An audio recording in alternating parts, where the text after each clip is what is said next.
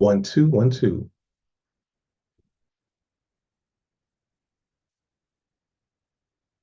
Hmm.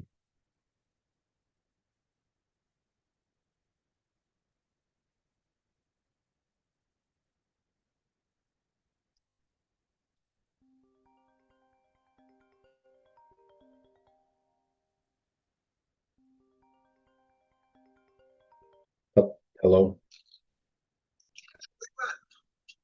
Where am I? What time is it now? Yes, I'm getting the show ready.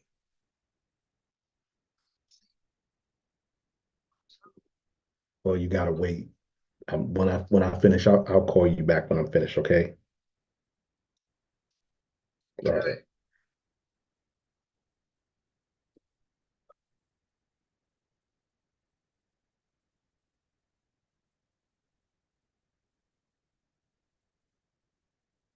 Well, you gotta wait.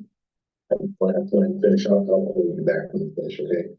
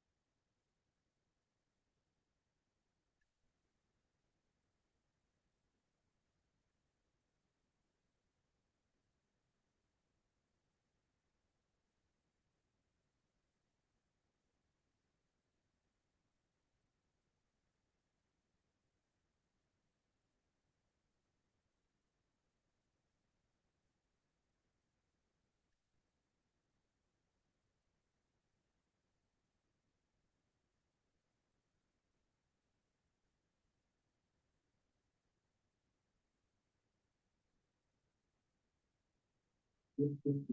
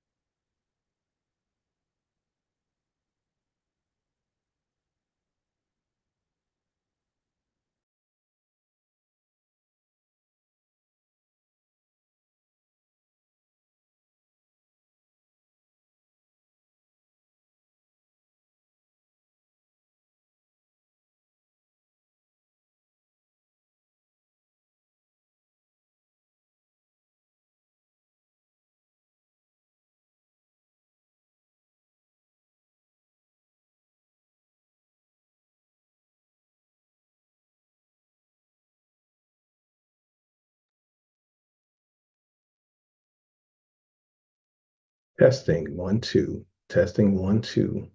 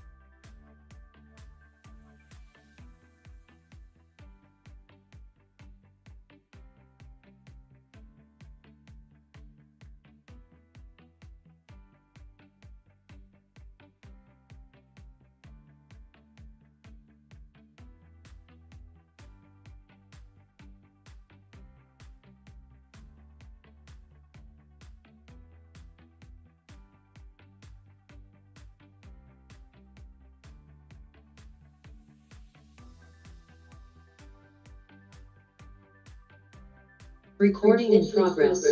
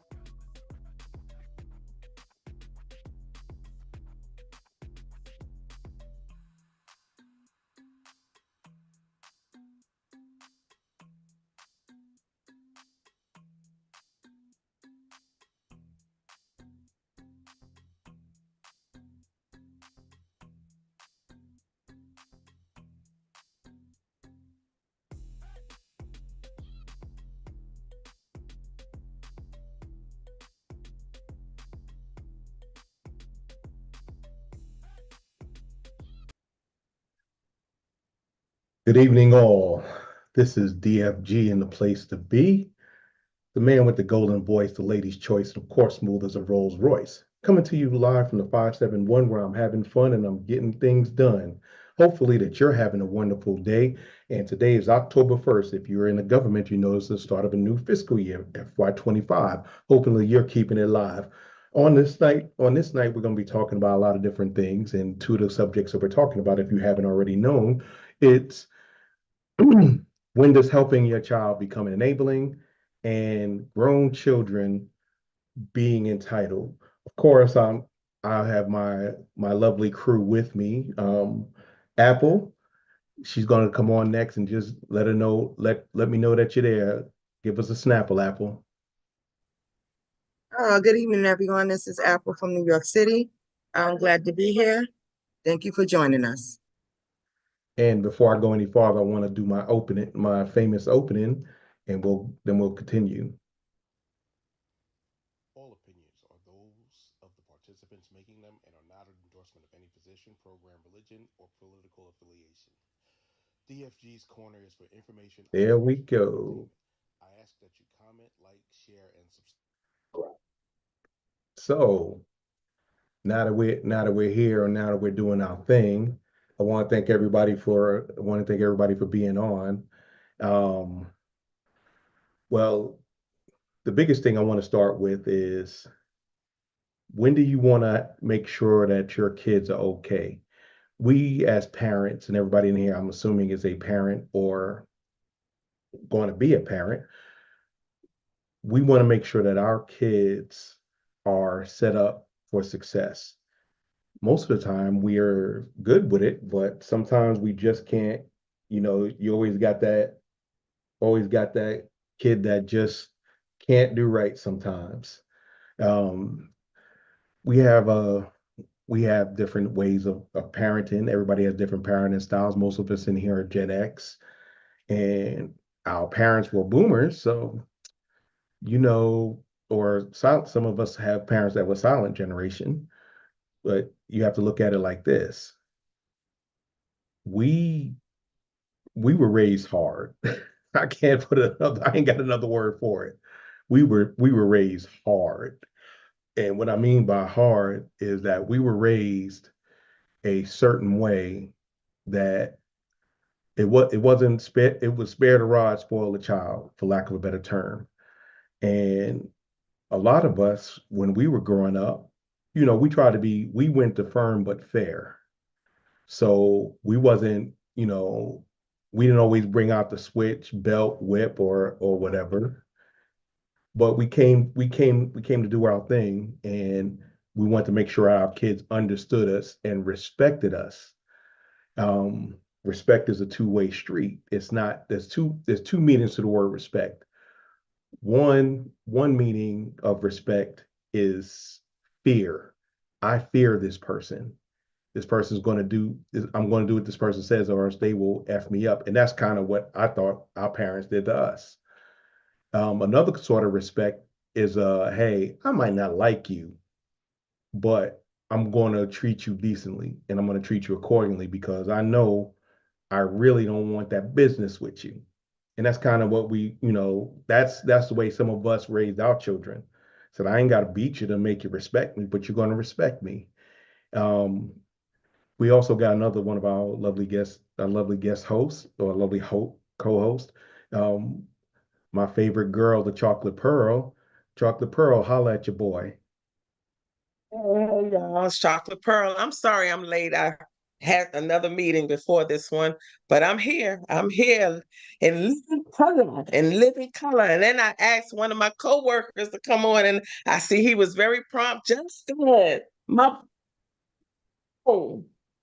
All right, that's good. That's good. Now, depending on what part of the country you grew up in, you were raised differently. Your parents had different philosophies. Myself, Apple and Pearl, we were raised in New York, but our father was from the South. Our mother was from New York City. Our grandmothers were from South and New York City, respectively, also. So we got a little bit of both. Now, Miss Cicely, nice to have you on here again. How did your parents raise you, and how did you raise your children? Okay, so I grew up like my parents are from the South. Like my dad is from Georgia, my mom's from Georgia. I was born in Georgia. But at the same time, my dad was military. So my whole life I've been military, right? Married a military man. So the way my parents raised me as far as like they struggled in the beginning of his military career, and we never knew that they were struggling. There was never a point in our life that we knew that there was a struggle, right? So we grew up household of four. It was my mom, my dad, my brother, and I. At one point, my brother and I shared a bedroom. We never knew that we struggled. And so marrying a military man years later, um, how we are with our children is completely, I think, because my husband grew up a little bit differently, and he grew up where, everybody was wearing like name brand shoes, and yet he calls them bunnies. He's like, and then my dad will buy me bunnies. So because of how he grew up, we never wanted our kids to feel like the shame that he felt when he was in school. So our kids are spoiled. I will tell you that 100% our children are spoiled. And That- it shows in how, like, sometimes, like, there's certain things with our children and how they respond to us that I would never respond to my parents that way. And so we definitely see and we realize we probably gave them too much too soon. And so for sure, we definitely see the difference in the error in our ways. Our youngest is 12, but I have a 24-year-old, or one who's getting ready to be 24 next week. And then I have one that's 18 years old, and I have a 12-year-old. So, we're kind of trying to bring it back a little bit and kind of bring the 12-year-old back down to reality and change how we raise the 18 and the 24-year-old. Because he grew up without having, so he wanted to give the girls everything. And so in them having everything, you can definitely see, that they feel a sense of entitlement. And I have yes. to keep So in mind the 24-year-old is still in the household with me. So male or female? I have three girls. All three are girls. And I have zero girls, so I don't. Bless you, girl. Bless you. Bless you. Look, 3 girls, bless you. Bless you. That's listen, all I've I had can to say. square up with Bless one you. of them. I will tell you that I have had to square up with one of them. When she Sounds was familiar, 18, Chocolate we Pearl, had to doesn't square up. Exactly. it? But that's pretty interesting, and that's why I kind of asked, because A 24-year-old woman is different from a 24-year-old man, and we treat them differently. And that's, we're supposed to treat them fairly. I didn't say we treat them equally, we treat them fairly. Justin, I love your shirt, by the way. Welcome to the show. How did your parents raise you? And in turn, how did you raise your kids? You got to unmute. You on mute. There we go. Got it. Okay. So my dad is originally from Ohio. So is my mom. So they're both Northerners. I grew up in the South. I was raised the Zennial, basically that sweet spot in between over uh, just before or just after Gen X, but before millennials really became a thing. Um, I got whipped with belts. My mom had a 18-inch wooden spoon that sat in the drawer when we messed up, and you heard that thing rattle, you went to running. My parents, I'm actually a product of the statistic. My parents both divorced when I was 14. So my mom lived on one side of town and my dad on the other. So I majority spent most of the time at my dad's house, which again, single father, two kids, two boys. It's me and my brother. Um, that's a tough raise. Um, he did everything he could. There's when you have to work 40, 50, 60 hours a week, you're not really there to monitor. There were expectations, um, rules and boundaries. He set those clear and fair. Um, I currently have a 3-year-old daughter and a 1-year-old son. So we're in the aspect now of just kind of we have to set the expectations for what is acceptable in our household. Um, we don't spank. I don't think it's necessary. Now that doesn't mean I don't punish. I have ways of making sure that if we need to get a point across, I use physical exercise. We call it just planks, push-up position, wall squats, jumping jacks. I don't need to hit my 3-year-old daughter to get a point across. And I'm 6'4". Um, For your height itself would scare me to death. yeah. Now I do know you said something about like equity in raising your children or being fair. So being that I have one of each, the idea for me is I've told my wife this, how I will treat my daughter versus how I will treat my son are two aspects that are not even in the same ship. My son is not going to be treated how my daughter is treated. Is it going to be fair? No, it's not going to be fair. Because again, there's expectations as men. Like we have to be raised differently. Otherwise, look, we could turn out to be animals. And if we don't learn to control those things, it can lead to bad habits, bad behaviors, and like you said earlier in the invite, can lead to entitlement. Um, so yeah. Yeah, that's a whole nother story. And Question for you, Justin. With being that you have a girl and a boy, and you said that you will raise them differently, disciplinarily wise, do you feel that your wife should be the one who disciplines the daughter and you discipline the son, or will y'all just do it as a combination? Because I know with females, parents seem to treat them, like you said, totally different, where they coddle the girls and then they are stronghold on the boys. Or how is that going to work in your household? No, so the conversation between my wife and I was very simple. I guess it's very neoclassical. She will be mom. You got a boo boo. You get hurt. You want affection. You want love. And again, I don't say I love my children. I show them love and hugs and kisses. But I am the disciplinarian. I am the iron fist that rules my house. There's no way around it.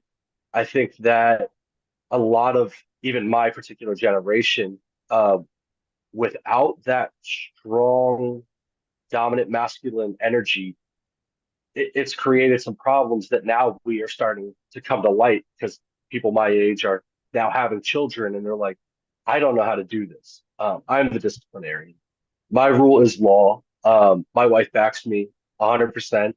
She actually helps when I get to a point of frustration to turn me down because, again, everybody knows work, stress, and you want to take things out. Sometimes you snap at your kid when they're not eating their vegetables or they don't want to eat dinner. Um, so no, we've had that conversation. I am in charge of the discipline. Um, like I said, how I discipline will be different. Um, again, if if my son is even half as bad as I was as an adolescent, it's gonna be fun.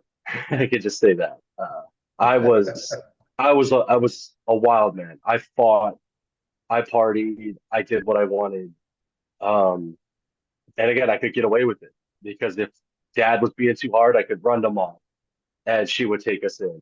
And if we needed something, we could run to dad. So we abused that system. Was it fair to my parents? Definitely not. But we did, both me and my. Let me ask you a question. Did your parents ever wish that your kids were just like you? Oh yeah, yeah. My dad constantly. He's like, you're going to. He's like, I hope one day you have a son or sons just like you. So yeah, I know You got that that's also. coming. I Yeah, think that's that's in the coming. rule book. Yeah, yeah, it must That's be. in the rule book. And, and I think it's cool as the evolution goes on to you always hear that grandparents always treat their grandchildren differently. And I never believed it, but again, I was also the grandchild to my grandmother. And my now that I have kids, my dad is like the nicest human being to my grandkids or to his grandkids, to my children. And I'm like, where was this when I was growing up?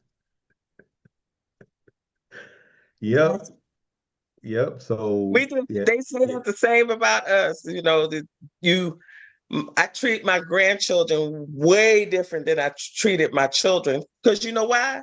Because they're not my children. They my grandchildren. So I get and to you can spoil them and send them back home. and you can give them back. That's the And key you can part. give them Oh You yeah. can you can give them your back, kids. You got to keep them. and then you come to a point, and this is I'm not sure if you're there yet, but I know when my mother was with us, and she would watch my sons, and I'm like, don't sugar them up. Do not sugar them up because you're not going to deal with it. I got to deal with it. Do you think my mother listened to me? Not a There's no way. not one bit. And Chocolate Pearl can tell you, we done had tons of calls at night, long talks about and today was her birthday. She would have been 78 Yeah, today. today's her 78th So birthday. so yeah, that's another thing. So when we talk about entitled children, we we look at what's on TV, and I don't know if anybody remembers that show, Super Nanny. If you remember Super Yeah. Nanny, they found like the most dysfunctional, worst parents you can find. These parents were not even milk toast. They were jellyfish, spine. They were invertebrates because they had no backbone. Somebody that came from England Yeah, with the yeah, dark hair and heavy set. Yeah, okay. yeah. And the thing was, whenever I watched that show, I would get upset because I would be like, I had that wish disease. I wish that was me. Them kids, them kids. I called the county jail saying, "What y'all serving this weekend?" But you know, but I have two special needs children, and they taught me more than I could ever have taught them because one thing I learned from my severely autistic son, he's verbal and everything, and Apple and Pearl can tell you that it was uh it was um it was a big challenge. But he helped me be temperate and understand that that spanking was not always necessary, or it wasn't needed. I always told people, I said, my sons understand I'm not going to take spanking away, but it's a weapon in my arsenal. Do not let me use, if I get to that, I have failed you as a parent. I have failed you as a parent. And the big thing about that was I would talk to my children, and sometimes I talk through gritted teeth. We've all done that. Um, when my oldest, he's 31 now. He was about 4 when we were living in Germany. About two, 3, 4. And he knew when to stop, because when I said, do we need to go to the bathroom? He already knew what that was, because if I took him out the side of the pastor and the first lady, he wasn't going to be happy. And then that would calm him down. My youngest was similar to that I didn't even have to do that. I just give him a look, and compliance was there. My middle one, like I said, I had to learn patience. I had to learn how to deal through the disability to effectively parent. And now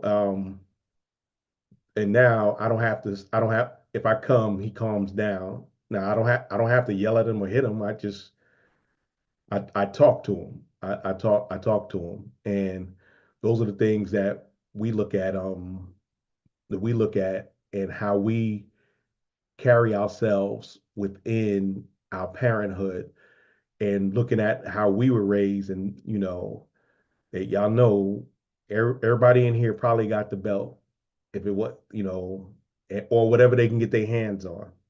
Sometimes it was like that was with my mother. Whatever she got her hands on, that's what you got.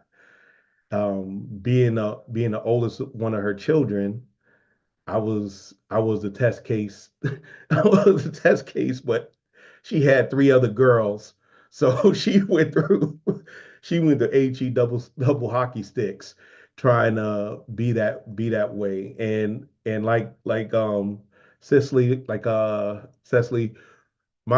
I was in the military 31 years, and my kids grew up in the military. But one thing I did do was I didn't indoctrinate them into the military lifestyle.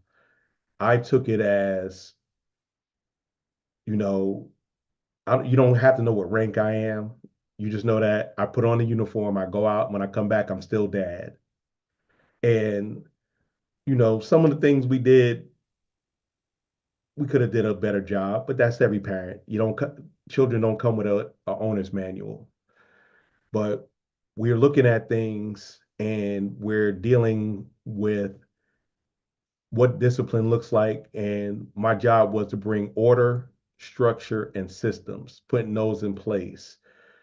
And it was like I said, it was a challenge, but they came out to be productive citizens. So I think if you give give me a dad grade, I could say C plus. But I do hear what you're saying. Like I agree exactly what you're saying. But one of the things I did say when I was talking, I said we came from completely different backgrounds. So my dad was military, right? So I met my husband. My dad was Air Force, right? So I met my husband. We lived in Grand Forks, North Dakota. I was in college and moved with my parents to my dad's last duty assignment, right? So I met my husband. He was a young airman that was there. He was from Indiana, fresh into the military. He was like 18, 19 years old by the time I met him, right? So from him, his upbringing was not prior military at all, right? And my whole life, even to now, I've had TRICARE my entire life, and I'm 45 years old, right? So meeting my husband, we never sat there and really talked about like our different upbringing. And then of course we had our first child prior to getting married, right? So it was like before we had kind of established like, this is how I was raised, this is how you were raised, all that kind of stuff. Once we down the line, like shortly after we get married, we kind of realized, oh wow, we were raised completely different. I come from a Southern household. You were raised in the Middle East. Like he's from Indiana, completely different, And I want to say, like, he had things where, like, with my dad didn't play. So I grew up getting spanked. Absolutely, right? I grew up, like, I said some, girls, having girls, they kind of get flipped at the mouth at times, right? So, I remember like one time I said something to my dad and he backhanded me pretty much, and I don't fault him for that because I should have never said the things that I said, right? Girls will test you, and that's exactly what it is. So fast forward, now we have three girls, and he's dad, so he's, they're playing on his heartstrings, completely different, and so these girls have tested us, and I'm telling you, they have tested us, not the 12-year-old, but like the 18-year-old and the one who's almost 24, she'll be 24 next week, but they have tested, and there's been times where they have tested me, and he's been, deployed 5 times while we were married, like he was deployed, lived out of state different times, and I had to deal with it. So as a mother who had to deal with it, it's almost like you're raising, how do you deal with a son who's not necessarily listening to you, but missing their dad? I kind of had to square up with my own, I had to square up with her to let her know, like, this isn't your house. I'm in charge. And so at times you have to deal with that. And then for him to come in and they see him as like almost like he's not the one that squared up with them, like this is dad and dad is on this pedestal, and then finally, eventually him being integrated back into the household, they square up with him and he's looking at me like, what are you going to do about it? And I'm like, well, what did you do about it when they squared up with me? You did nothing. So now I'm going to sit back and do the same nothingness that you did. Now you get to see them for who they are. And now you need to deal with that. What are you going to do as a father? So, it comes to, go ahead. I know you want to say something, Miss Pearl. Yeah, I didn't mean to interrupt you, but I see what you're No. saying because the same similar situation happened with my daughter. I was a disciplinarian throughout the house, even with my 2 boys and my girl. But my ex-husband, my daughter is his only biological child. And how he helped raise my boys versus how he helped raise our daughter was totally different. But when the father tends to coddle the daughter tends to challenge the mother, and then there's a big conflict. But then later on, that daughter winds up turning on the father because now they're an adult and they're noticing that, oh, I'm an adult, I'm no longer a baby, and my daddy's not coddling me any longer. It becomes an issue. Have you experienced that?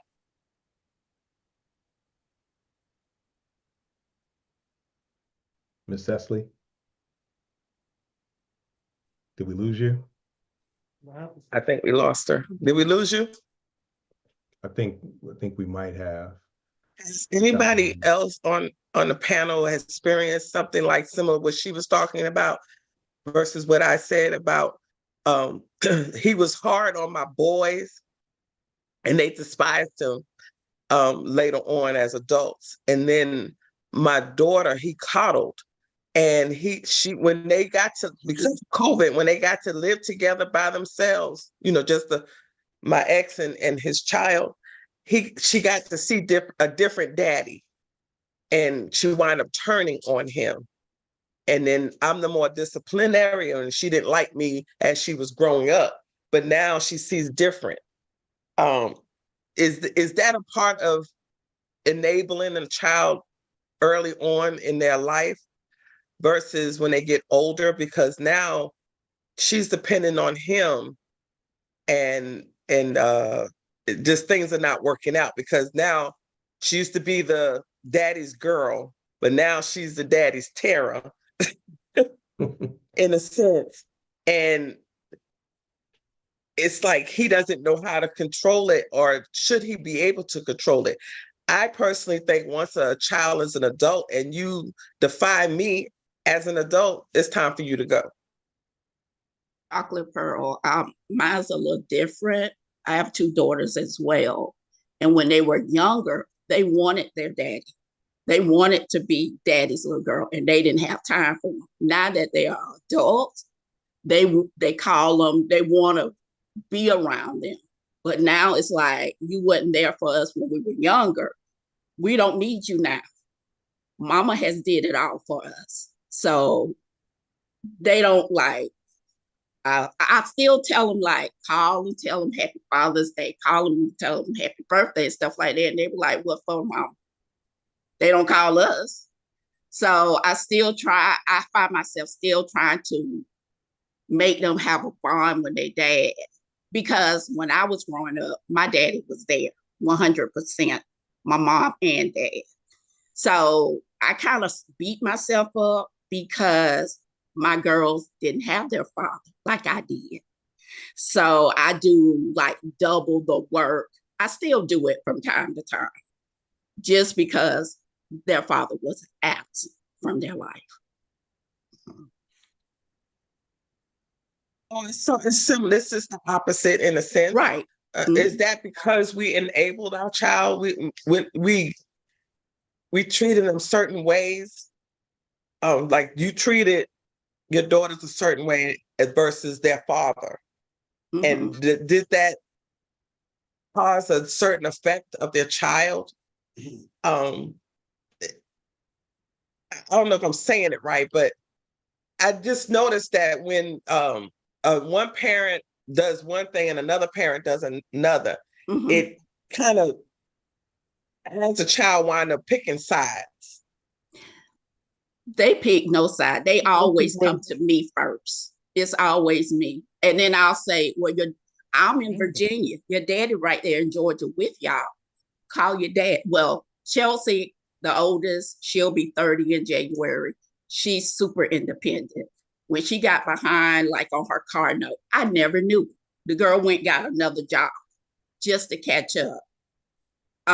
Nina, the baby, she'll be 24 next month. She'll call me quick. She'll call me crying in a panic, and I'll do it for her. And I was like, well, Nina, call your dad. Your dad is right there. She won't even call her daddy. What can I do, Nina? I'm in Virginia. And she goes into this race. Sometimes I beat myself up because I was like, did I move away too soon? Because I left Georgia right at the time she was still in college. So I was like, did I move too fast? But she graduated college. She got a job, a good paying job, but I still beat myself up like, did I move too quickly and not kind of help her get into fully the adulthood? Sometimes I beat myself up, and I still think about that from time to time. Justin looks like he wants to say something. Let me say something real quick to her. Go ahead, Pearl. No, don't beat yourself up for that. Nope.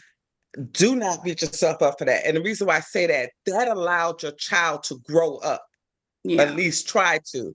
When my sister and I were talking about that earlier before, that once we become parents, we tend to do certain things when they're close to us.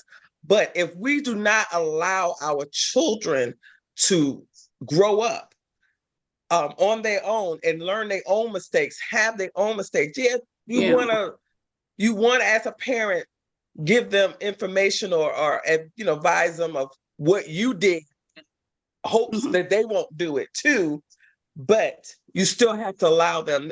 And let me tell you a story real quick. My oldest son, he went into the military, and when he went and did the reserves portion, he decided he wanted to be a man.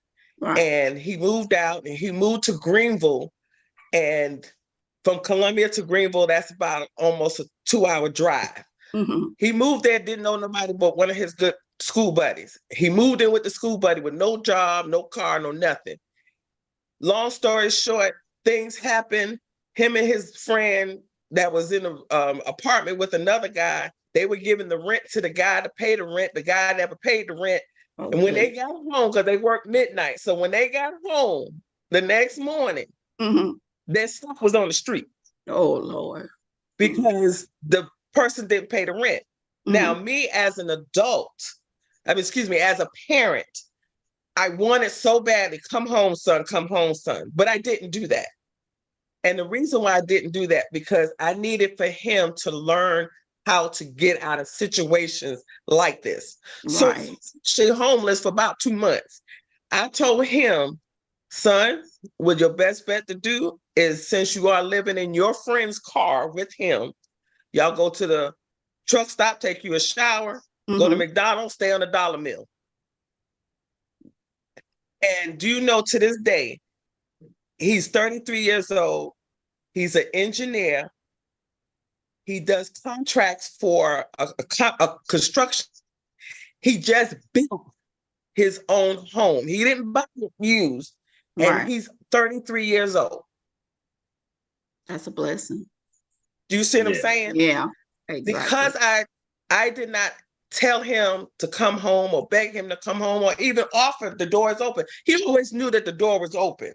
Right. But because I didn't do that, it allowed him to say, I will never want to be homeless again. Mhm. And if I ever get to that situation, I know how to get out of it, or I know how to prevent from getting to that. Same thing with my middle child that lives here in Florida with me. Well, not with me, but here in Florida. He seen what happened with his brother, and he never wanted that to happen to him.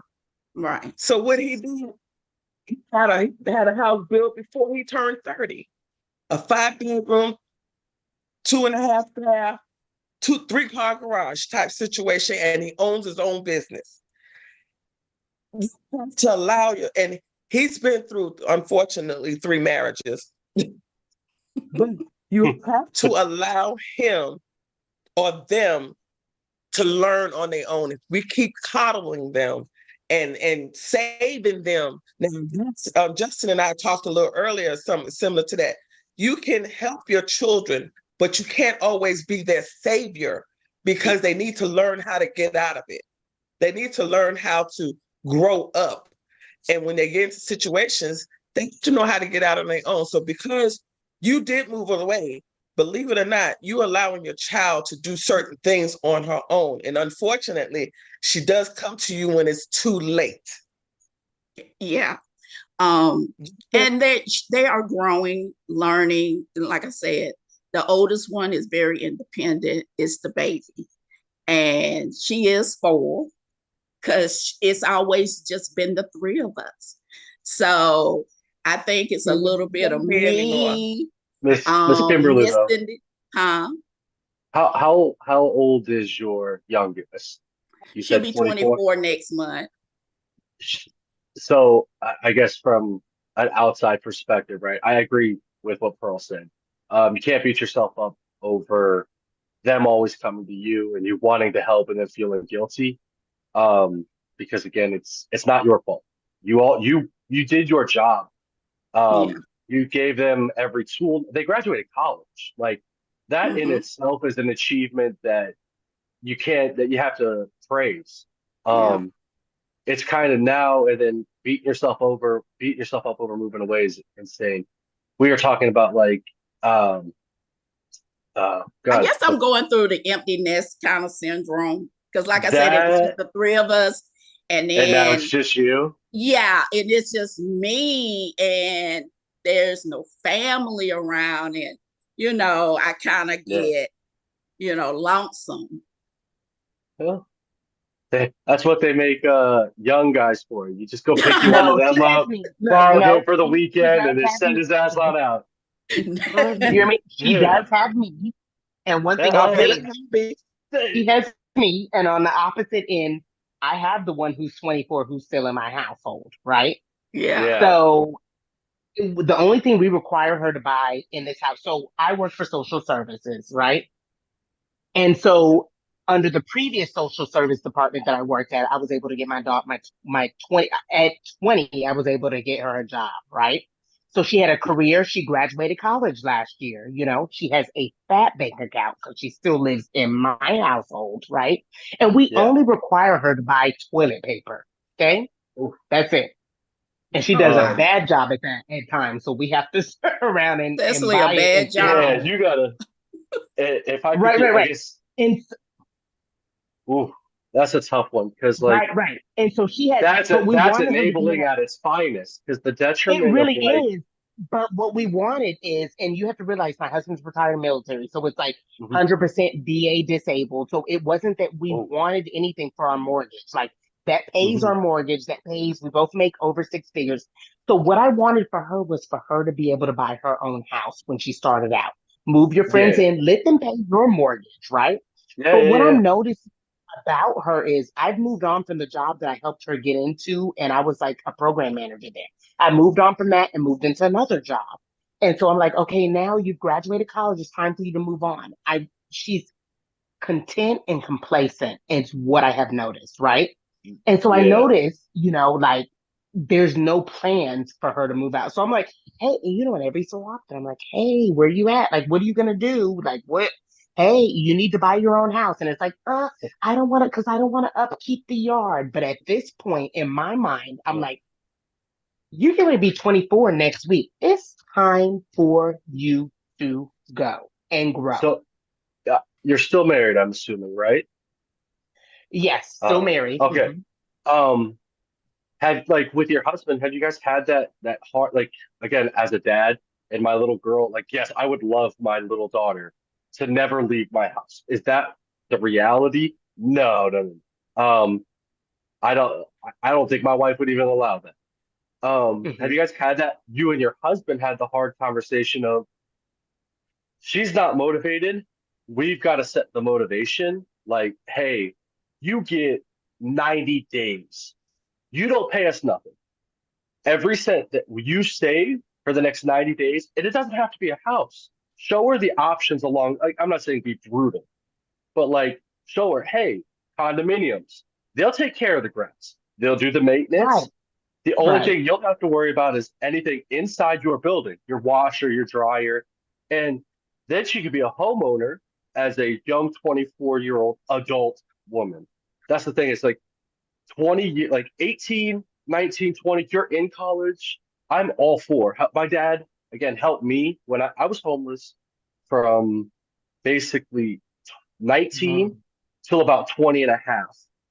Bouncing, and I say homeless, but it was just teen college couch surfing.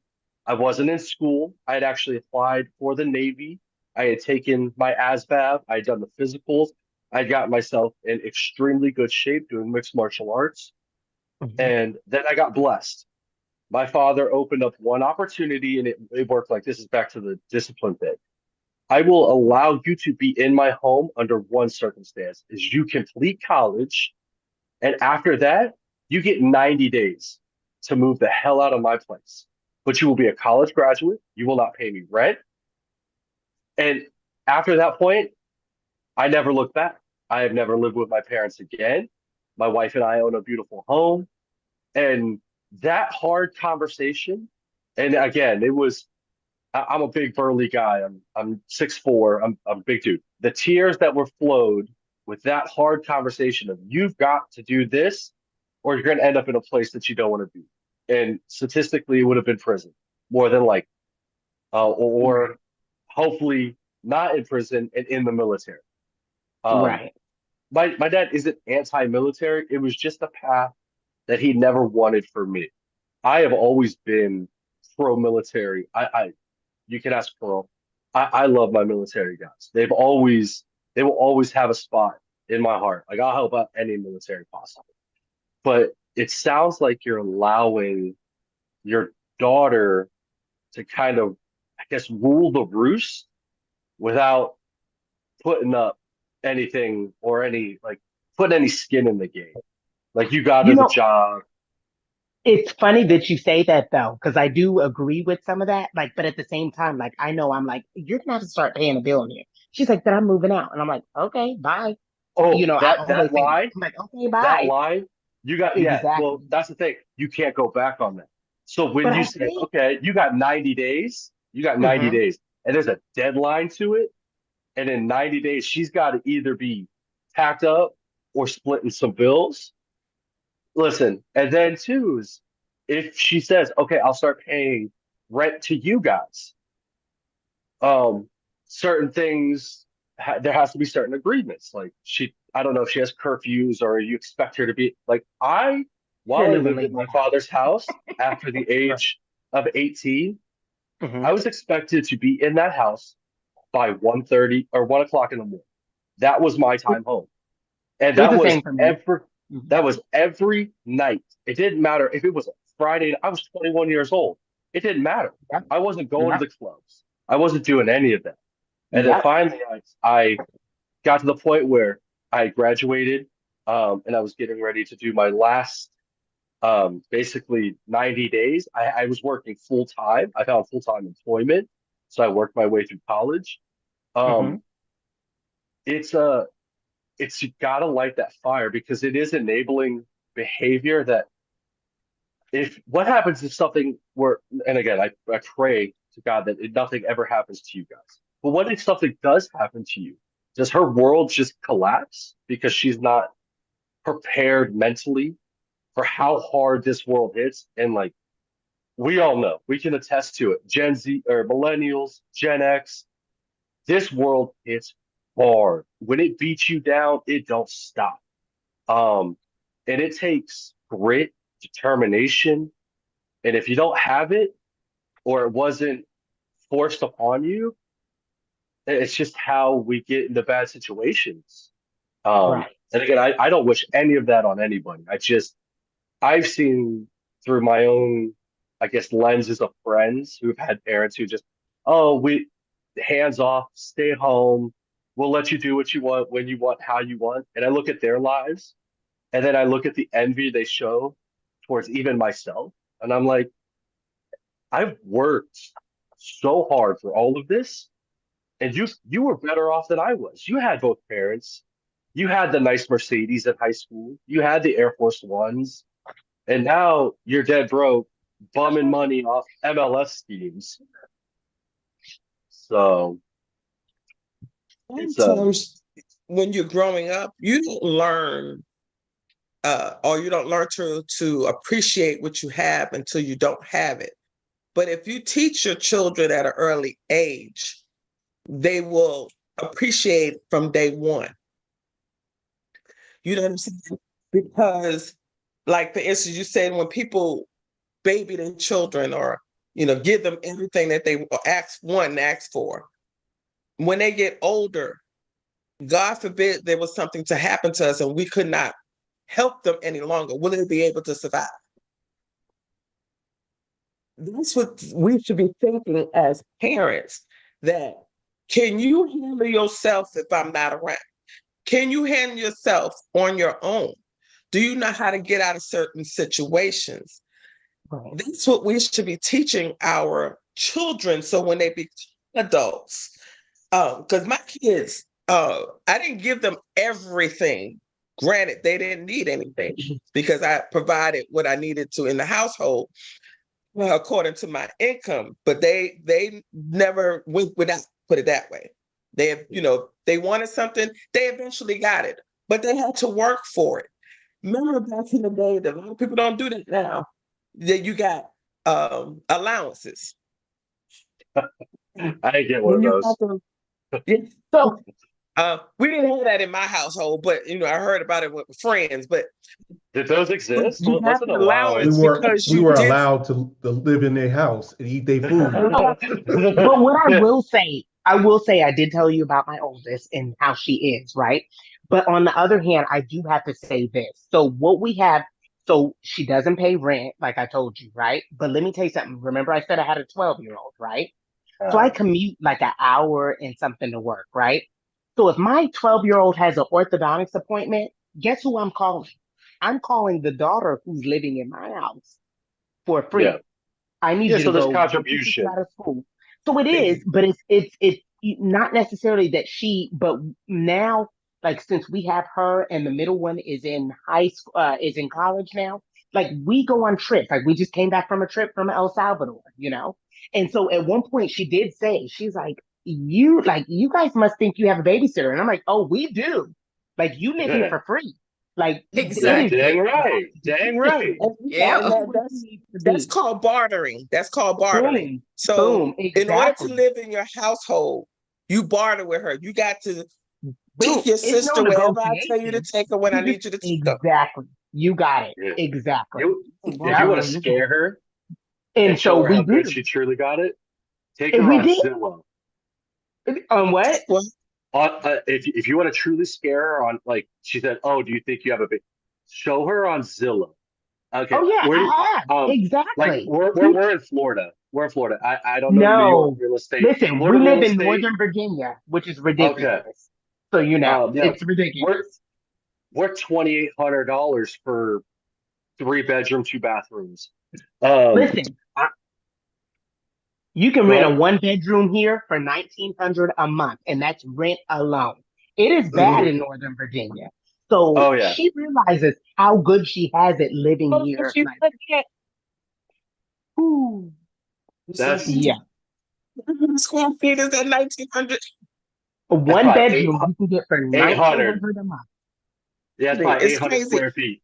Do you see that? You ever see a meme? It's a meme where the little girl get into the car and she just got her first paycheck. I Oh see. She was yeah, I just saw that. happy, and she didn't, she's so happy, and she opened up the check when she got in the car to tell her mama she balling, she ain't got to worry about eating your food. I can order my own Right. food and this, that, and the other, right? She opened it up and she got a reality check. Right. Yeah, Back she in like, the who day, I used to FICA? see, Who FICA? I want to fight them. I remember that one. Yeah, Right. yeah. I ain't paying. I don't know nobody named FICA. Right. Right. And it's just the fact that, like he said, you show him Zillow or what's the apartments.com Yes. and realize, okay, you only paying for toilet paper and you can't even do that right. Boom. Never Versus when babysitting. you on your own, you have to pay more than just toilet paper. You would wish, there's another meme where there's grown folks come back home with their suitcase, ringing Oh the yeah. doorbell, saying, "Please just Listen, come." Can I come back? Being an I can adult stay in a is child's hard. place. right. I send her to the store with a list of things, and I dare her to come back and ask me to pay the money. You hear me? I dare her. So when she comes back, there's no, like, I'm not reimbursing you for not a darn thing up in this house. Yeah. Because you eat every grocery that I provide. And if I Let me send tell you you something. I made my oldest son, when he finally did, he asked me to come back. Actually, I think he kind of slid back in and I just didn't say nothing. But when my uncle died, we had to go get him from Greenville, whatever it was. And when he came, I told him he had to find a ride to get back to Greenville because I wasn't going back to Greenville. So he had to figure it out. Guess what? He figured it out till he got married. exactly. Oh, but I made him pay rent. And when it was time to pay rent, I didn't want no excuses. There was no excuses. When he was late, you had to pay a rent fee. Right. That's what you got to do in real life. You have to teach your children. You cannot enable them to say, "Oh, I'll handle it," or "You can pay next time," or "Don't worry." No. When you get out there in the real world, this is the real world situation. When you say, "No, I'll handle it," no, I do what you can. And when you can't and you're at the last resort, then come to me. Okay. You know what I'm saying? It teaches them how to figure it out. This is how I can say it. It teaches them how to figure it out. Because guess what? Kim, as a single mother, you had to figure it out. Yep, I sure did. How you say something? As a married, you got a two-parent household. Y'all still had to figure it out. Yeah. You ain't those whatever figures when you started out. Mm-hmm. So you had to figure it out. Yeah. So that's my fiance. Ignore him. But you still have to figure it out. My sister, Apple, she was a single parent. And not only was she a single parent to her children, but she wound up being a single parent to our baby sister, as well as my baby sister's children. We all took turns taking care of her, but it's just the fact that we had to figure it out because my mother didn't have the resources to help us. And I'm tired. You hear me? Tired. She's still coming back home. She's still come back home. It's just hard. It's hard. So, but if we teach them, even though my children right now, I'm in that mood to F them kids, I still raise them, not necessarily a hard life, but to know you can't get everything for free. Amen. You can always depend on mama because mama is not going to always be there. And if I am, I may not have the resources to assist you. So you have to figure it out, just like I did. Because when I had my first child, my aunt said, you need to find you a place to go. And even though I had my apartment before I had my first child. I had an apartment right before I had my first child. And that's because my aunt said she ain't taking care of nobody's children. So I had to figure it out. I was going to school in college, but guess what? College had to stop because I had to figure it out. I had a child to take care of, so when if you don't enable your child and you allow them to grow up, they're going to be good citizens. Yeah. I truly believe that. They're going to be good citizens because they know how to work hard. They know how to work for what they got and not take. There are sometimes there are people who will constantly give their children. And because when it gets to the point where you can no longer give, guess what they wind up doing? A lot of them wind up taking it because that's what they want and they don't want to work hard for it. And if anybody disagree with me, let me know. But that's what happens to a lot of people in this world when you make things easy for everybody. And that's what's happening now with this youth now, is they think that they're entitled to this world and they can get what they want when they want and how they want it. And if they don't, hell's gonna break loose. Yeah, I don't disagree with that. Yeah, but there's I guess the difference too, though, is what is help? Like, how would we define help versus how we define enabling? And Pearl and I talked about this. I can give you a difference on that. Go ahead. Help is, look, I'm about $100 short on my rent this month. I'll get it back to you. I'll get it back to you in my first paycheck. That's help. Enabling is co-signing for a car, co-signing for an apartment, co-signing for a light or cable bill. Because what? if you co-sign well, hold on. So like, I don't know if necessarily co-signing would be enabling because there's no detriment. Like for me, and enabling would be something to like the detriment. Is what Pearl and I were talking about. If you're doing something that would lead to, I guess, bad decisions, because that teaching of life lessons, you co-sign on that car. You tell your kid, hey, you got this car payment now. This car is to be used to get you to work, to get you to school, to get you the groceries, to pick up my 12-year-old or whatever it may be. There's no detriment. Where like I think enabling comes more of like that's where I'm gonna disagree with you, Justin. If they don't pay that bill, then bill collectors ain't gonna go to them. They're gonna come to you. So it affects you detrimentally. And then and you're right. In a perfect world, that is exact. If you co-sign for your children, that's what should happen. However, what does happen is in the back of their mind, I don't know what it is. If I don't pay for it, they're gonna pay for it. So yeah. So but if I pay for it, it's gonna be mine. Okay, there you go. That's my thought too. Is they know if I pay for it, it's mine now. Yeah, if you put your name on that dotted line, at the point you're doing that though, I guess the hope would be, right? It would be a bit of hope that you have raised your child to be responsible enough to understand the levity in which they're getting ready to undertake. hey, I put my name on because maybe you're a college kid who's got a zero credit score, who doesn't understand the aspects of credit. And Right. maybe they didn't get that built for them. But you need a vehicle. I need you to have a vehicle because I don't want to have to drive you here, here, here, and here to get your shit done. Part of my language, where I guess $400 how we've raised our So, child to the point in which we are okay with co-signing. I think so like what? So one thing I'll say about that is, like, for each our kids, like, I'm gonna paint the picture for you. So when I started driving, like, my parents both drove a stick, right? So when I started driving, I was 21 years old, right? I had a college degree and started driving and was able, once I got my driver's license that same day, I was able to put my baby in the back seat of my car and drive off to my husband, right? He was my boyfriend at the time. But what I'll say is, my husband was raised differently, right?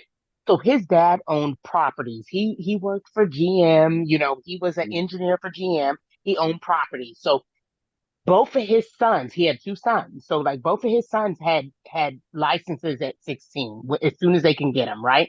Because he needed them to be able to drive to upkeep the properties, right? So when oh my yeah. kids became of age, they were each 16 years old, right? So the first one, can you still hear me? Sorry. Yeah. Oh, okay. So the first one was 16 years old, and my husband worked out of state, right? So at Hmm. 16, my middle one was like 11 years old. And then my youngest one was like 6 years younger than her, right? So the oldest one got her, he bought her a car. Let me just say that. My husband purchased her a car. That way she can help me, like, because I was working, and she can get her sister where she needed to go, like when she Yeah. needed to, the middle child. So that car came with strings attached to it, right? Oh yeah. So we purchased the initial car, and then he was able to trade it in once she was and decided what she wanted when she was old enough. And there's no co-signing. At this point, Hmm. she had a job at DSS. She can purchase her own car. The middle one, who's in college now, and she's 19, and we have the car here with us right now because she's in her first semester of college. She Actually, we bought her a Chevy Malibu or whatever, and he purchased it for her. Same deal with Yeah. her while she was still at home. She had to drive the 12-year-old around wherever she needed to go. If I need her to get her from school to take her to an appointment, she had to do that. So now at this point, the car is hers. But if she wants to trade it in, there's no co-signing right there. You have this that we purchased for you. You can trade it in. It's got to be in your name, period. Yeah. And that's it. We're not Sister was co-signing. teaching her responsibility though. That was Yeah, teaching Exactly. but her That is her. responsibility. So right now she's going to, like, in college right now, and she can, at her college, she can have a car as a freshman. That car is sitting outside my house right now, and she's yeah. away at college, right? Because we want to see grades from her first semester. Sinead, She's going to school as I'm a so bio fast. engineer. We want to see what her grades look like before we send a car up there. So let us see your grades. So she done sent us the email messages, like, you guys don't trust me. Like, I don't care what it is. What we said is what it is. That Oh car, yeah. I have driven that car to work. You won't, and finally I put it in perspective to her. I was like, look, you were in a position where you can't upkeep whatever needs to be done to the car, right? You just think about driving it, but we're providing for you while you're at college. The VA is providing, but we're giving you extra money, but we're not paying your gas money for whatever it is you need to do. So you Yeah. can't upkeep it. So that car is sitting here until we see some grades and some maturity. That car is sitting outside of our house. So once you can figure that out, and after we see some grades and whatever we need to see, then we'll talk about it, but we're not paying your gas money. So figure it Oh out yeah. from there.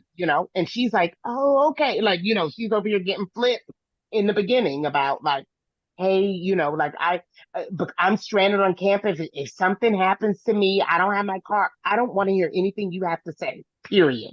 I don't want to hear Yeah. all this is just air noise to me. I don't want to hear nothing. This car Children will are good sit at out. that. So like she tried to play the guilt. You're good Yeah, at she that tried to one. play the guilt. You don't Right. realize how lucky she is, whether Right. she gets to take that car to school or not. She's still lucky Exactly. because 95% of this America, if you're not rich, I'm not talking about the rich people, I'm talking about the Right. middle You don't class have a poor, car. do not Right. have a car. Yeah. Right. Do My, not have Exactly. a car. So I'm like, walk wherever you need to go to get to where you need to get. Because your life is on this campus. It's not outside of campus. And the only reason you would need a card is for outside of campus. So you yeah. sit yourself there and bring Well, up the grades that we me, my brother, and my sisters all owned a BMW. Black man together. walk. Man walkers, our feet was our BMW. Shove your left and lay your right. Chevrolet. Yeah. And that's it. And that's Okay. it. I talked to her this morning. She's like, I walked to wherever and then I went to the gym. That's great. Get them legs powered up because you're not getting this Mhm. car until we see some grades. And then she was like, well, what kind of grades do I need to bring home? If I have to explain that to you, you don't deserve a car. Like, let me just put it to you like that. That's exactly what it is.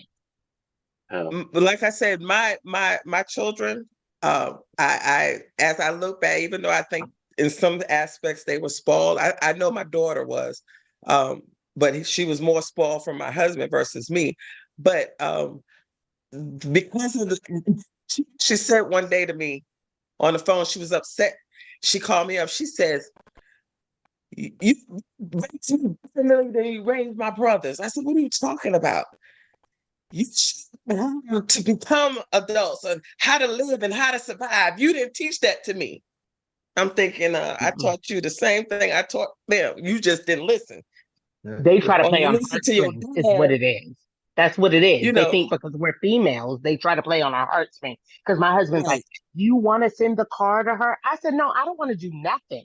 Like, let's stick to it, what we said we're gonna do. Because the girls for my husband, they play on his heartstrings. They don't play on mine.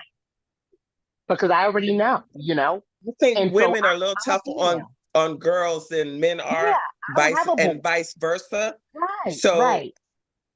I do think that because I was a single mother before I got married, I was a single mother to two boys before I got married. But once I got married, I had to share the responsibilities. But come to find out, my ex was kind of sneaking to discipline my boys. I didn't learn until they got older. But Right. I stood strong with them, whether it's a female or a male. But I do see that I didn't have to discipline my daughter as much as I had to do my sons.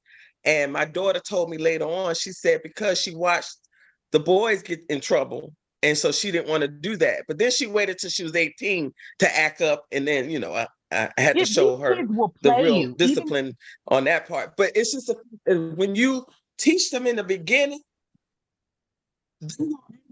when at you're least married, a decent human being. By you right. not giving that car to your daughter, she is learning responsibility. She said it. She said, "Ma, I'm walking everywhere I got to go. Hmm. I'm walking everywhere I got to go," because she's figuring it out. And that's what we're supposed to do as parents, allow them to figure it out. But once they fall into the rabbit hole, then you get the rope and then you pull them out. But they have to fall in the rabbit hole first. Listen, And they then they have will to sit figure out how here they and can play get you. out of it. They will play you like when you're married, they will play you. When they get older, this is for Justin, right? His name is Justin, right? They will try to, Justin, yeah. yeah, they will try to pit you against each other. I'm telling you that now because I have seen it. They will try to play you and pit you and your spouse against each other, right? Oh And yeah. you guys just have to be up on like, no, no, no, this is where we're Yeah. at. This is where we're standing, right? Because there's been times when my husband's like, well, maybe we should. And like, no, no, Yeah. no, you know, and they will. Kids will try to find whatever. And it's not just girls, it's Oh no, whoever. my daughter does it currently. She's 3 years old and she'll Yeah. try to play us against each other. And again, I have to lean back on my experiences because I played both my parents against each other. And when I tell you, I used to describe my parents. Do y'all remember those Chinese fighting fish? They always tell you they can't be in the same bowl because they kill each other. Right. And you can't even put two bowls next to each other because one will try to jump. That's my parents. When I tell you, they despise each other. I had panic attacks about my own wedding with my wife because my parents do not like each other. So there is nothing that my daughter is going to be able to even try to come close to doing that I haven't done and probably done more efficiently because me and my wife, we love each other. It's a teammate thing. Like I, my goal in life, I tell my wife this constantly. It's my goal with my children. I'm not your friend. I'm, Yeah. I'm going to try to raise at 18 years old. I'm going to try to raise, by the time they get Mhm. to that point, raise two high functioning adults. And what is a high functioning adult? Can you hold a job? Are you pursuing some kind of activity or thing that'll grow you like college? College is one of those things. You can expand your horizons from college like no other. But if my son says, Dad, I'm 18, I don't want to go to school. Well, that's cool. I was a trades guy before I ever became an accountant and got my bachelor's in economics. I worked masonry, I welded, I laid pipe as a pipe fitter for construction. I did sign installation. But cool, trade school's right down the road. We live in Florida. You know what we need out here? We need air conditioned guys, plumbers. There's a million things you can do to grow your life. Um, and again, for fathers, I guess with daughters, it's like my biggest fear is I don't want her doing porn, OnlyFans, stripper, any of those crazy ass things. Like if she turns 18, I don't care if she tells me she hates my guts, walks out the door, and goes to college for her freshman year. She's as long as she's not doing those three things, I've won. My job is complete. I've raised that human being who understands morality, respect, and honor. And if my kids hate, God, I couldn't count on both hands, feet, my wife's hands and my wife's feet, how many times I told my dad to go fuck himself and that I hated him. Probably 100 times. But at the end of the day, that's my dad. I love him. And no matter what, where we are in our life currently is a great place. Like it is, I pit him against my mom against him. Um, so I don't think them like again, kids are dumb. They're just dumb. Like as smart as they think they are never going to be smarter than we are in that current moment. Um, so yeah, I just the pitting, I'm not worried about any of that. The things that I worry about are like, do how do I make sure that I don't give that my kids that sense of entitlement? Because like I grew up poor. My first car wasn't given to me. It cost me $2,000. It was a Mazda 929. It had a half a key in the ignition. Like if this was a full key, this part was broken off. I used to slap the ignition and turn it, and that's how I turned the car on. The thing ran for 3 weeks before the motor blew up. I had a push button. I had the very first push button. But So you fancy. didn't, you just can turn it over, but then you had to press the button. Yeah, no. So I just had to I slap the understand. ignition column. I got pulled over one time and the cop saw my keys and saw the car running. And he said, Son, did you steal this car? Because he thought I had my whole under column busted out. I had gotten to the point where I could just like touch the ignition wire. I'm like, no, sir, it's fine. Here's registration, here's license, here's proof of insurance. It's just a POS car. Um, yeah, Made you who you are today. well, yeah, I look back at everything that my parents did. They did a lot. They did well. I guess they did do a lot, and they did the best they could. Um, and I hope that they know how proud I am of them for how hard they raised me, because I can't even begin to imagine what it would be like if I was by myself trying to raise a 3 year old and a 1 year old. My son has been sick at least 2 or 3 days a week for the past 6 weeks since we started a new daycare. Like I can't go out there. Pearl will tell you, I run around like a madman at work. I'm always helping somebody or doing something. Um, I can't get there, so I got to rely on my wife, and she's that stable. Like I said, she takes care of the boo boos and the doctor's appointments. Um, and I take care of the the disciplines and the bedtimes and cookings. And so, yeah, it's a balance. It's like I said, like And you got a I put a lot. long way to go, bruh. A Oh long yeah. way to go. We are currently, the one thing we are doing is we're paying for Florida prepaid. I don't know if Virginia has it, but it's a program in which once your kid gets turns one and they have their social security and all that, you can pay for college. Um, 529 I've plan. I've told my wife currently I don't want to tell my kids they even have this. I want to tell my kids Don't, we can't don't. afford to send you to college, and the only way you get to go to college is if you earn a scholarship.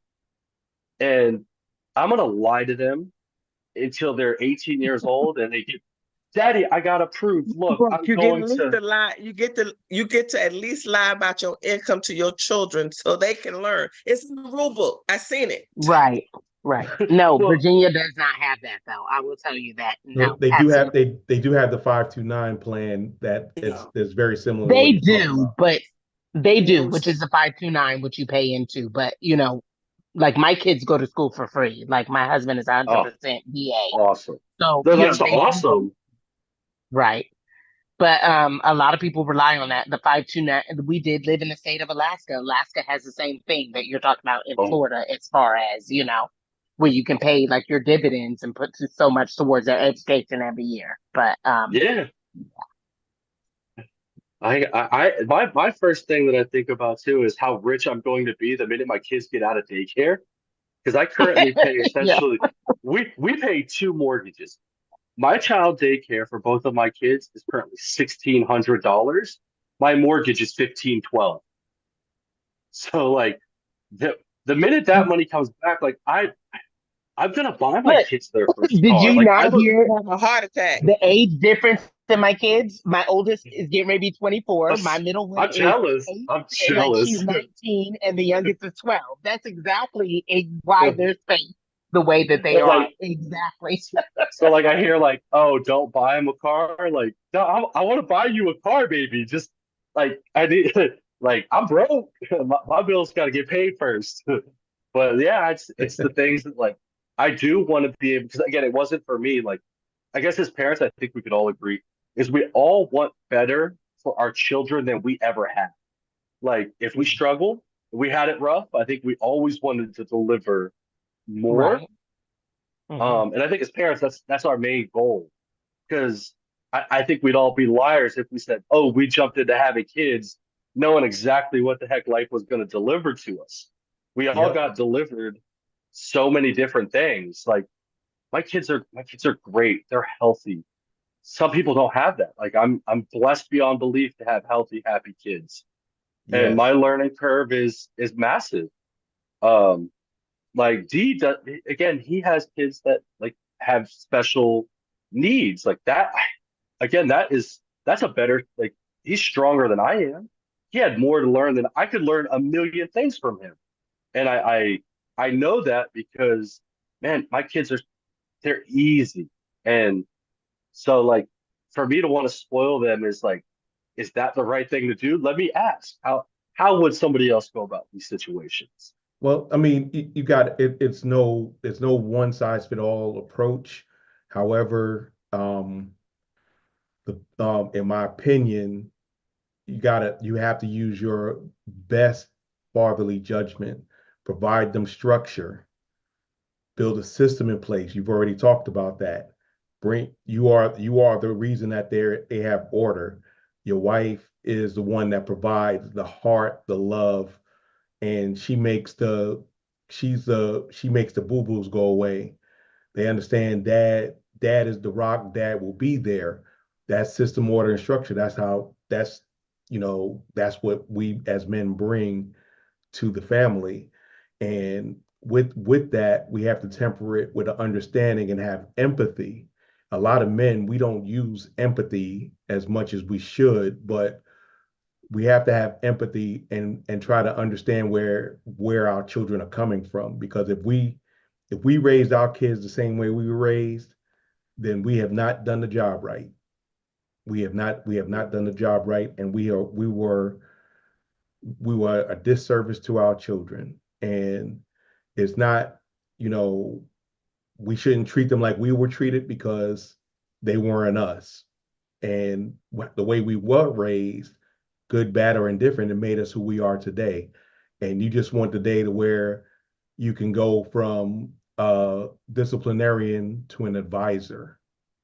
Once you become an advisor to your children, you'll find it a lot better in order to deal with it. I can like you as a human being, and they can call you when they're stuck on something. They can call you, and you might not know the answer, but the fact is that they, even in their advanced ages, my godson will be 40 this year, and even at his advanced age, he still calls his dad and he's a lawyer. So it's, you know, it's one of those things that they're teaching you as much as you're teaching them. And you never realize that when you're a kid, because your parents kept a lot of stuff from you because you didn't really need to know that. But as you got older, you kind of understand some of the things that they did, and you understand the methods behind the madness, and you'll find out. Because I had mine's were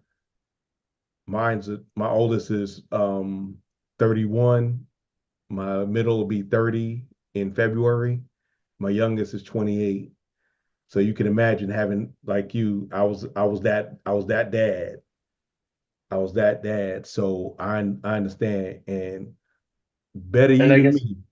with you having boys, I guess like so I don't know. I guess just I've seen it a lot. I've seen it a lot with a lot of my guy friends is and even myself, I had physical altercation, like throw down, drag out fist fights with my dad.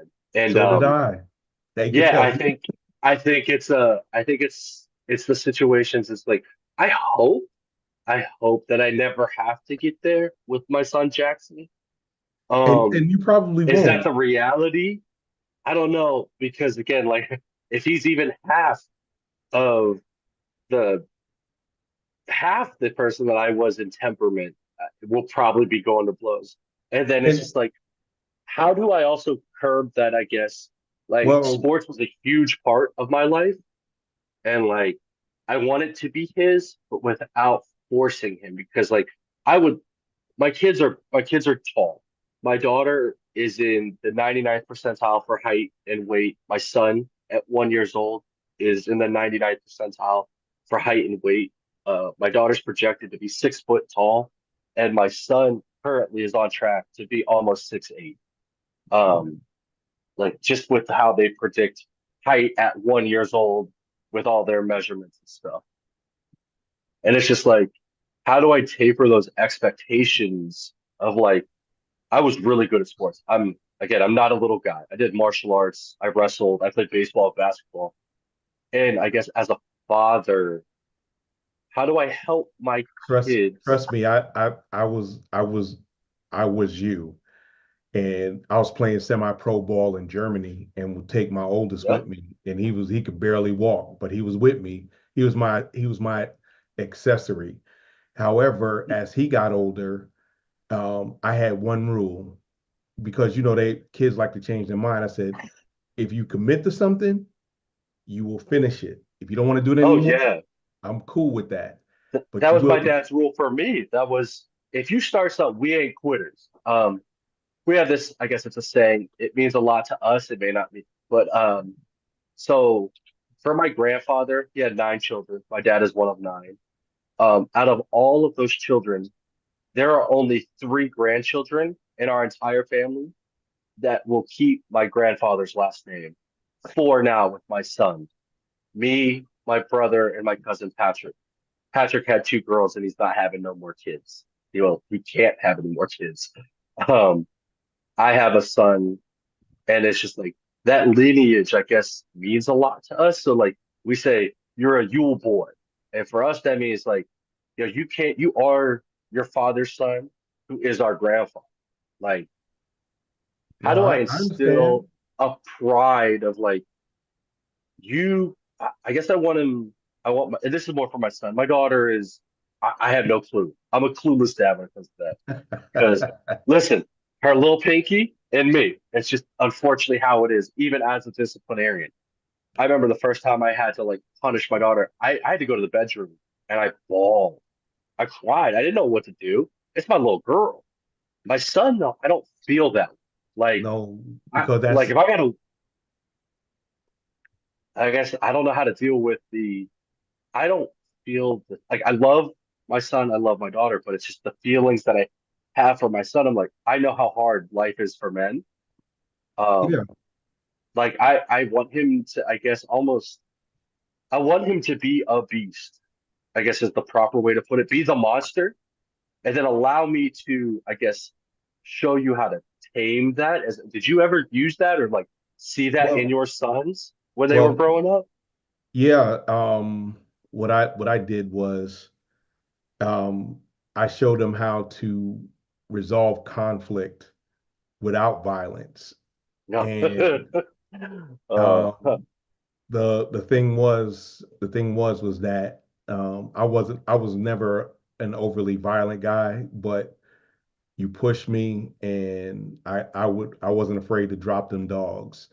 Um, what I did with my children was I told them I told them to walk away from issues. If there's a problem and you don't feel you can handle, tell me, and I'll go with you, and we'll solve it.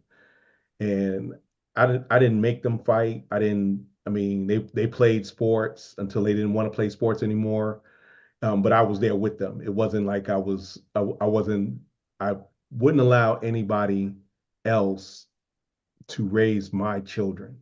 oh Not to yeah, say that. agreed. Not to say that I wouldn't mind somebody looking after my children, but I didn't raise my children. I didn't want my children to be raised by somebody other than me when I have the ability and the capability of being that parent. Yeah, And I agree with that. so with your daughter, you just have to show her what a man is supposed to be like. That's that's Yes. your that's your Yep. job. Your It's Yeah, job, very, very important. your job Very but as a it's important. like father is Yep. to Hold teach on, your hold on. daughter. Dabs want to say something regarding that. I want to get on this one because speaking of and he was asking about how you treat your daughter and stuff, and I had two sons and a daughter. I was very Hands-on. kind of like, yeah, I was very hands-on. For the last part of my two of my children's years, I was a single father. But at the beginning, I was there for them, like what you said, Ray. If they wanted to, you play sports, they played. They played. And then I started coaching football before they were even old enough, so they would come out and hang out at the field and see me coaching, and then one of my older son got involved, then my other son got involved, and then my daughter liked it so much she ended up playing 2 years of football. So it's just, I think it's what my parents were. It's kind of funny because I'm listening to a lot of the stuff that's going on, and I was sitting back here saying, man, I must have had good kids. She was like, ignore him. But my parents, right? I mean, it was like I didn't hear, they weren't, I don't want to say they were, I don't know how to say it. They weren't strict, but they were there. They were obedient. They taught us the right stuff, and I think, And my brothers just, the one huh? one thing I was gonna tell Justin was you want your son to be more upset that he disappointed you by fear you because because you're an imposing guy. That was the difference. My sons were more afraid of disappointing me than getting me upset because I really didn't get upset at them much. Yeah, right. yeah, Yeah, I didn't either. So I I kind of just just, want to say something. As far as Justin's question, the one thing I've learned, and I have three children. I was a single mom. Um, you have to listen to them. Growing yeah, up, we were always taught children need to be seen and not heard. That, in my opinion, yeah, is absolutely wrong. They right. deserve to voice their opinion, and it may seem disrespectful of the way they express themselves, but you have to listen to the message, not the tone all the time. And once you do that, it becomes a little easier to understand where they're coming from. Kids just want to be heard just like anyone else. So if you try to implement that in your parenting, that might help. Yeah. Just especially with your son challenging you, and he will challenge you because I have two boys and a girl, and my daughter challenges me at every turn.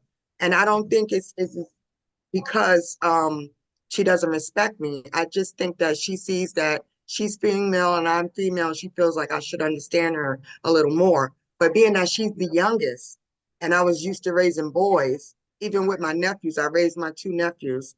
It was a little difficult for me to see that she's a little slightly different. And I think you'll find with your son that it's going to be slightly different from with your daughter, because I heard a man quote, when he had his son, he was ready to die for his son, but when he had his daughter, he was ready to kill for her. And I think that maybe, how you're feeling.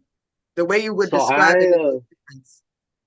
well, I was actually telling Pearl this. It's funny. I listen for my children, both of them. I'll burn this world to the ground. I don't think any parent wouldn't. So I would go to scorched earth to make sure my kids were okay. It's just, I guess, I know that one day, I guess, like every man is, it's like you become from the cub to that young male lion, and that testosterone's pumping, that attitude is through the roof, and then it's just like he's gonna have to, I guess, try to assert that dominance. And I'm not worried about that altercation. What I'm worried about is it can I find a way to, I guess, channel that without being that, like I've seen it with kids and dads in sports, is like you set a high focus, like you push them, and then all of a sudden they burn out, and then all the work that they put in falls apart. And that's just where I fear is like, because like I didn't get pushed in sports, I just had the love for sports. But like I had opportunities. If I would have been pushed early enough, I got Division II offers, and I was an atrocious football player. I was a better wrestler. Um, and I know that like I loved the game of football. I played semi-pro ball. I did too. Like the violence and all of that. I am, and to this day, like I will be a violent guy. It's just I've learned to, like, I guess, control that, and I don't know how to teach that to my son without being like knuckle up. Like it is what it is. Like that's how I've always like fights So I don't occur. have sons, right? So I don't have sons. Like I told you, I had three daughters, but remember I told you I grew up with a brother, right? Yeah, So like my parents were military and my brother played football. He did all those things. And I remember like my parents were supportive. Well, I was a cheerleader. So of course they were at all the games that I was cheering for and my brother was. But I'll never forget the one time that my brother tested my dad, right? And my dad had to yoke my brother up, right? He yoked yeah. him up to the wall and pretty much put him in his place. And that's the last Mm, time I ever saw my brother buck back to my dad, right? yeah, No violence. He literally just snatched him up and yoked him up and put him in his place, right? That yeah, was it. My brother never, and my parents have always been supportive of him and always been. It's almost like children will test you regardless. You have to know that they are going to test you. And it's what you do with that testing is what, how you show it, and it's like you have to be able to yoke them up and still show love at the same time, right? And yeah, still show them you're supportive, but let them know, like, don't come at me this way. And that's how my dad did. And my brother never came back again after that. And he was completely, but you just have to know how to step in when.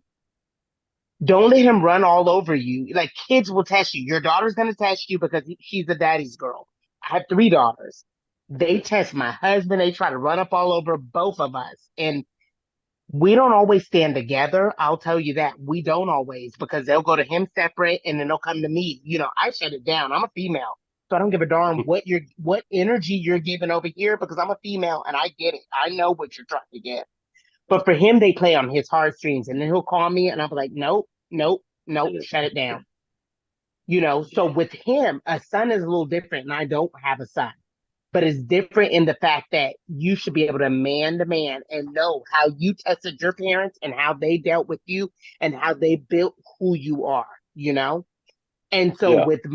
and so you have to realize sometimes you have to snatch them up and be like, look, I'm the boss. Like, I'm here for you. What is it that you need? But you're not going to test me at the same time. And you have to let them know that. Like, they realize. So my brother backed down quick. When my dad snatched, I'll never forget watching him pinned up against the wall, like, hi. And my dad had snatched his ass up completely and was like, look, I'll never forget it. And that was the last time my brother ever came back at my dad. And after that, they were like best buds after that. I could never figure it out because, of course, I was a girl, but I was like, what just happened? But Yeah. that's exactly what happened. And so they ended up being, and my dad was in support of him, and he was. So he's gonna test you, and you're gonna have to let him know who the boss is, and then he's gonna come back, and you just have to let him know that you support him, even though he has tested you, because kids are kids, and they'll do whatever they can to test their parents, period. Yeah. You're right. But you have to let You're them Thank know. definitely you. right. But on that note, I'm going to have to take a stop right here because we are way over on the show, but I felt this was such a good and engaging conversation. I just want to let it go. I want to thank each and every one of y'all for participating. As you can see, the screen in my screen share before we end the show, I just want to pay tribute to a woman without whom myself, Pearl, and Apple would not be here. Um, Apple, you go first, then Pearl, then I'll close this out. I have a great niece with us, so she's a little upset. So I really can't talk, but I want to thank everybody for joining today. This was as always, a very interesting conversation, and I'm glad we got to get some of the issues out and answer some questions that maybe, other parents may have had. And I just want to say good night. And once again, thanks for joining. Pearl?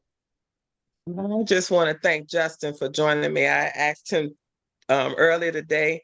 He's a man with a lot of information. He's a very talkative man, but he don't talk nothing but good knowledge. He's also an aspiring comedian. So hopefully if y'all come to Jacksonville one day, we can come watch one of his shows. If not, y'all got to come on our work day and sit at the smoke section and hear him up. But I appreciate you coming on, Justin. It was You're wonderful welcome. hearing you It was a blast. It's a great discuss this. conversation. I hope you had a good time. I hope you had a good time, and Oh yeah. always welcome back. Always Of welcome back. course. And I want to say happy birthday to my mother, 78 years old. We miss her dearly.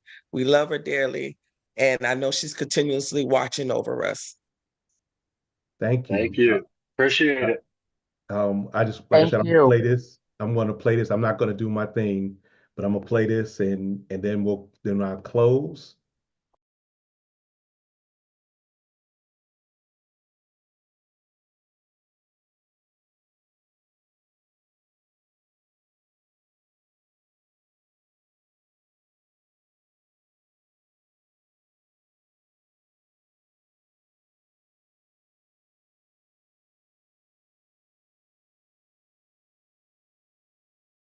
I want to thank each and every one of y'all for coming on. Justin, don't be a stranger. This is more like a family call. You're gonna be part of the family, and never make love by the garden gate. Though love is blind, the neighbors ain't. Y'all be good.